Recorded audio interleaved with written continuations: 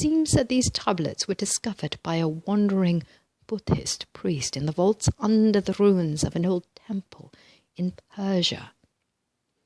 The priest stated that he was led to them by the sweet song he heard emanating from the ruins as he sat in Samadhi.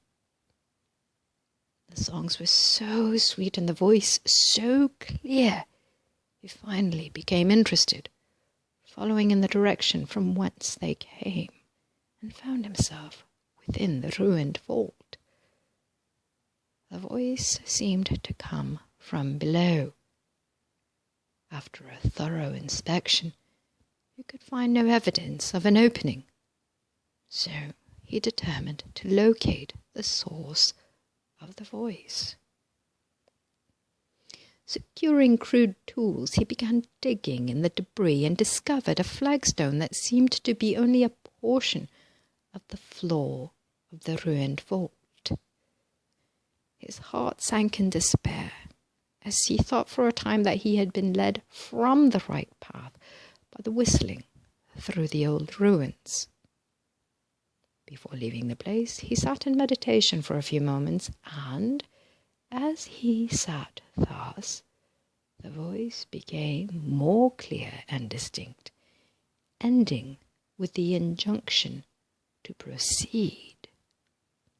With almost superhuman effort, he succeeded in removing the large flagstone. This disclosed an opening leading downward. As soon as he stepped through the opening into the passage, it was lighted up as by an unseen force. Ahead of him gleamed a bright light. He followed the light, which led him to the opening of a large vault closed by huge stone doors. As he stood for a moment before these doors, the hinges began to creak and the great stone slab swung slowly, revealing an opening through which he passed. As he crossed the threshold, the voice rang out clear and sweet as though the owner occupied the interior. The light that seemed stationary at the doors moved to the center of the great vault, lighting it fully.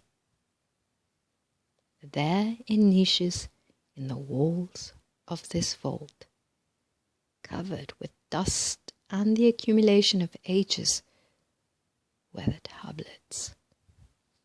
He inspected a few, realizing their beauty and value, then decided to wait until he could communicate with 2 or 3 of his trusted associates and confer with them regarding the removal of the tablets to a place of safety. He left the vault, replaced the slab and covered it again with the debris, and started on a quest for associates who would believe his story and who had the fortitude and means to carry out his plan. This quest lasted over 3 years.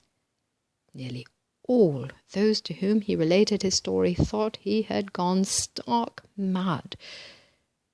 Finally, one day, while on a pilgrimage, he came across 3 priests whom he had known while on a similar pilgrimage, and he told them the story.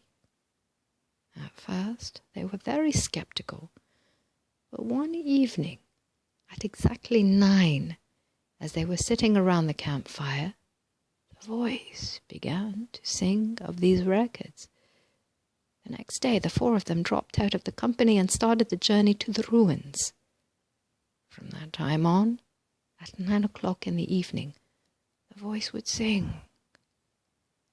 If they were weary and downcast, the voice would sing all the sweeter.